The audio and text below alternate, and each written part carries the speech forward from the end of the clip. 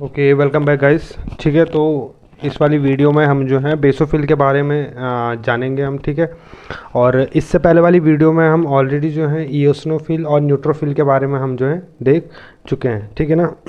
इयोसिनोफिल वाली जो वीडियो थी उसमें कुछ वॉइस का इशू है। ठीक है ना, तो उसमें जो बैकग्राउंड नॉइस वगैरह है उसे मैं क्लियर करने की कोशिश करूँगा। और ठीक है, और तब तक के लिए आप प्लीज़ ज़रा सा आप एडजस्ट कीजिएगा। ठीक है, तो आइए हम बढ़ते हैं फिर। ठीक है, इस वाली वीडियो लेक्चर में हम जो हैं बेसोफिल अगेन, जो कि ग्रेनुलोसाइट का ही एक पार्ट था, मैंने उसकी कैटेगरीज या जिसमें हम उसे 3 पार्ट में कैटेगराइज करते बेसिकली, वो मैंने बता दिया था। ठीक है ना, इयोसिनोफिल, बेसोफिल और न्यूट्रोफिल। ठीक है, न्यूट्रोफिल और इयोसिनोफिल हम पढ़ चुके हैं और अब बेसोफिल के बारे में जानते हैं। ठीक है, तो बेसोफिल में हम सबसे पहले जान लेते हैं कि इसकी मॉर्फोलॉजी होती क्या है। सॉरी, और मॉर्फोलॉजी से पहले जो है कुछ हमारा जो बेसोफिल का जो स्ट्रक्चर है वो ऐसा दिखता है। ठीक है ना, बेसोफिल का स्ट्रक्चर कैसा दिखता है हमारा, ऐसा दिखता है। ठीक है ना, सेम है। अगेन मैं ऐसी कोई एक्स्ट्रा चीज़ डिस्कस नहीं करने वाला। इसके पास भी जो है एंडोप्लाज्मिक रेटिकुलम होगा, माइटोकॉन्ड्रिया होगा, इसका अपना साइटोप्लाज्म है ना। और अगेन इसके पास जो है अपने कुछ ग्रैन्यूल्स होते हैं जो कि कोर्स यानी कि ज़्यादा बड़े बड़े ग्रैन्यूल्स होते हैं। ठीक है ना, उन्हीं ग्रैन्यूल्स के कारण जो है इस बेसोफिल की जो है अपनी फंक्शनैलिटी होती है। सॉरी, हाँ, अपनी फंक्शनैलिटी होती है। ठीक है, अभी नेक्स्ट क्या होता है कि जब हम इसे स्टेन करेंगे, मैंने पहले भी बताया था, अगर हमें किसी भी सेल को जो है माइक्रोस्कोप के अंडर में देखना है तो ज़रूरी हो जाता है कि हम उसे जो है स्टेन करें। ठीक है ना, और स्टेन करने के लिए हम इसमें जो डाई यूज़ करते हैं वो डाई यूज़ होती है हमारी मिथाइलिन ब्लू। ठीक है, कौन सी डाई यूज़ होती है हमारी, मिथाइलिन ब्लू जो हमारी डाई है वो यूज़ होती है। और कैसा स्टेन करेगी इस बेसोफिल को, इसको स्टेन करेगी पर्पल ब्लू कलर का। यानी कि जब हम अंडर द माइक्रोस्कोप किसी सेल्स की हम जब एक स्मेयर प्रिपेयर कर लेते हैं और उसको स्टेन करने के बाद अगर हम उसमें देखते हो, अगर हमें जानना है कि इसमें हमारा बेसोफिल कौन सा है, तो बेसोफिल कैसा दिखेगा हमारा, कैसा स्टेन होगा, वो होगा पर्पल ब्लू कलर का। ठीक है, नेक्स्ट हमारा जो इसमें न्यूक्लियस होता है वो अगेन कैसा होता है, न्यूक्लियस होता है हमारा बाइलोब्ड न्यूक्लियस होता है अगेन। ठीक है ना, और डायमीटर होता है इसका 8 to 10 माइक्रोमीटर अगेन, जिसको हम जो है by the help of staining हम इसे क्या कर सकते हैं, अंडर द माइक्रोस्कोप हम इसे क्या कर सकते हैं, देख सकते हैं। ठीक है ना, अब इसके हम फंक्शंस देखते हैं। ठीक है ना, फंक्शंस ही इसके बहुत ज़्यादा इंपॉर्टेंट है बेसोफिल के। ठीक है, पहला जो इसका मेन रोल कह सकते हैं आप, या मेन जो इसका फंक्शन है, ठीक है, ये हीलिंग प्रोसेस में काम करता है। ठीक है ना, हीलिंग प्रोसेस में काम करता है, और इसका जो काउंट होगा है ना, वो during the time of healing जो है इंक्रीज हो जाएगा। ठीक है, नेक्स्ट दूसरा जो है ये अपना सबसे इम्पॉर्टेंट रोल प्ले करता है किसमें, एलर्जी में सबसे ज़्यादा है ना इम्पॉर्टेंट रोल प्ले करता है। एंड ऐसा क्यों है कि ये एलर्जी के लिए ही जो है अपना रोल प्ले कर पा रहा है, वो इसलिए कर पा रहा है क्योंकि जो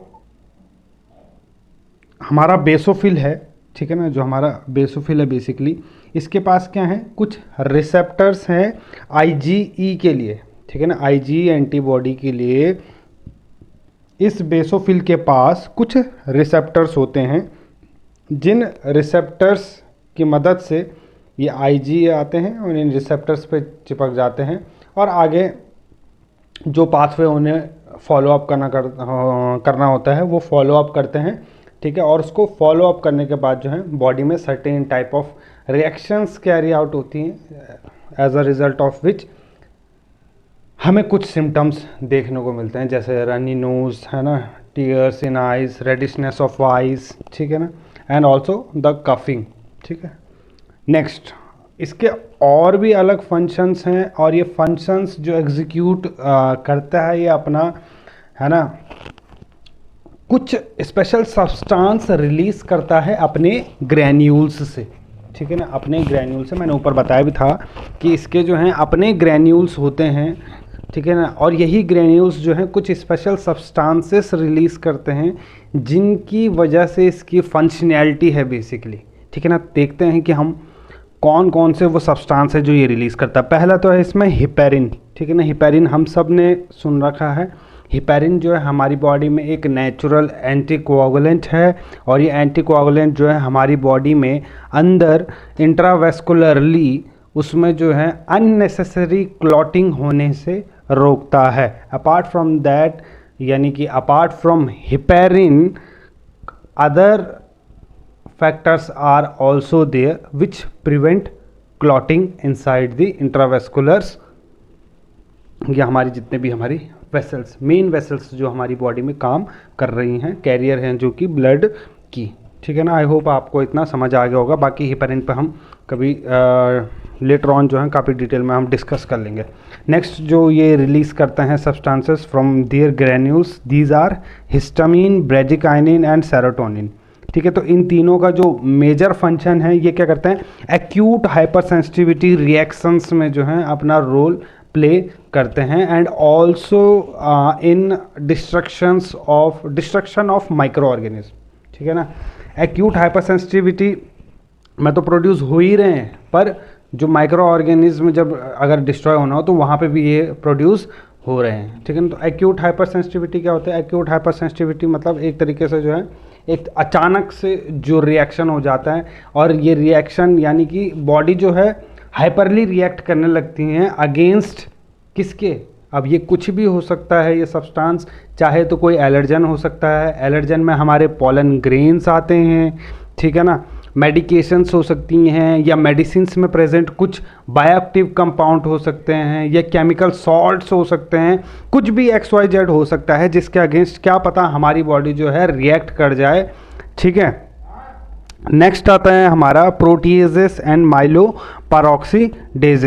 तो जो ये प्रोटीएसेस हैं और माइलोपेरोक्सीडेजेस हैं, ये हेल्प आउट करते हैं again destruction of micro organism. यानी कि अगर सपोज जो है किसी कोई माइक्रो ऑर्गेनिज्म एंटर हो गया है, तो वहाँ पे जो है अगर बेसोफिल पहुँचते हैं तो बेसोफिल मैं बता दूं कि ये भी फैगोसाइटिक प्रॉपर्टी रखता है, बट इट्स लेस फैगोसिटिक, मतलब इतना फैगोसिटिक नहीं है, इतना विगरसली फैगोसाइट नहीं कर, साइटोसिस वाला प्रोसेस नहीं कर सकता, पर फैगोसिटिक ये फिर भी है, ठीक है ना, बट लेस फैगोसिटिक। अगर हम कंपैरिजन में आए तो ये बहुत कम फैगोसिटिक है, ठीक है ना। अगेन तो ये डिस्ट्रक्शन ऑफ माइक्रो ऑर्गेनिज्म में भी जो है अपना रोल प्ले करता है by the release of these substances which are proteases and myeloperoxidases. Next ये रिलीज करता है cytokine and interleukin 4, and again these impart their role in the acceleration of inflammation, ठीक है ना।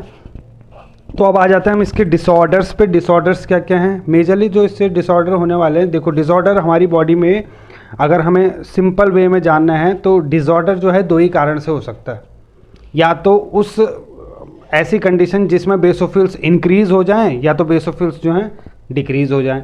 अभी अगर बेसोफिल बढ़ जाता है हमारी बॉडी में, अगर हमारी बॉडी में जो है the basophils numbers are increased, that condition is known as basophilia, ठीक है ना।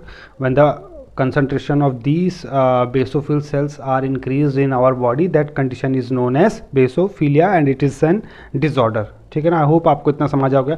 अभी जो ये इंक्रीज्ड कंडीशन है इन बेसोफिल्स की, यानी कि जो बेसोफिलिया है वो किस किस कंडीशन में हो सकती है, कौन कौन से डिजीज़ में हो सकती है, तो मैंने कुछ एग्जांपल दिया है यहाँ पे, लाइक स्मॉल पॉक्स और चिकन पॉक्स में जो है बेसोफिलिया वाली कंडीशन हम देख सकते हैं, ठीक है।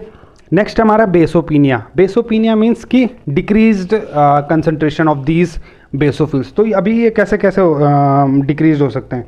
एक तो या तो कोई बंदा स्ट्रेस में है, ठीक है, या तो कोई बंदा क्या है स्ट्रेस में। अगर कोई बंदा स्ट्रेस में है तो उसका बेसोफिल काउंट जो है कम आएगा, ठीक है, और उसको हम बेसोपीनिया कह देते हैं। नेक्स्ट क्या होता है, अगर कोई सपोज कोई कैंसर का पेशेंट है, ठीक है ना।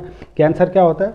कैंसर मतलब होता है कि जो सेल्स हैं वो अननेसेसरली जो हैं वहाँ पे क्या कर रहे हैं, डिवाइड कर रहे हैं, ठीक है ना। मतलब जो एक कॉन्टैक्ट इनहिबिशन वाली जो प्रॉपर्टी थी कि मतलब कि वहाँ पे एक लिमिटेड ना, मतलब कि जितने सेल्स टूटे थे उतना ही सेल्स बनने चाहिए थे, पर वो ना हो के जो है कि मल्टीपल प्रोलिफरेशन हो रहा है भैया, सेल्स जो है मल्टीपल डिवीज़न हो रहा है, सॉरी मल्टीपल डिवीज़न होने के कारण क्या हो रहा है, मल्टीपल सेल्स बन रहे हैं और वहाँ पे एक ट्यूमर का फॉर्म ले रहे हैं।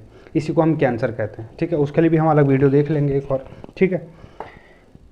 अब तो जिनको किसी को कैंसर हो गया है, ठीक है, तो कैंसर से बचने के लिए जनरली क्या होता है, कीमोथेरेपी अंडरगो करते हैं। तो ऐसा सब्जेक्ट या ऐसा पेशेंट जिसको कैंसर है और वो ट्रीटमेंट के लिए जो है कीमोथेरेपी ट्रीटमेंट ले रहा है, तो अगर वो बहुत ज़्यादा टाइम तक एक्सपोजर है इन कीमोथेरेपिक केमिकल्स के, जो भी हम यूज़ करते हैं केमिकल्स एजेंट्स वगैरह, तो ऐसी कंडीशन में भी जो है बेसोपिनिया होगा, ठीक है। ये आसान था, ठीक है, यहीं पे इसका एंड अप करते हैं हम, ठीक है। आसान था बेसोफिल, ठीक है ना। आई होप आपको समझ आया होगा। अगर आपको समझ आया है तो प्लीज़ लाइक शेयर और सब्सक्राइब करें and also share with your friends, ठीक है। आगे जो है और ऐसे ही वीडियो आएंगी। और अगर आपको लगता है कि आपको किसी भी टॉपिक में जो है रेंडमली कोई प्रॉब्लम आ रही है, तो प्लीज़ आप कमेंट सेक्शन में जाके बताएं। मैं आपके लिए कोशिश करूँगा कि मैं नेक्स्ट डे ही आपके लिए जो हूँ वो वीडियो अपलोड कर दूँ। Okay guys, thank you again, take care.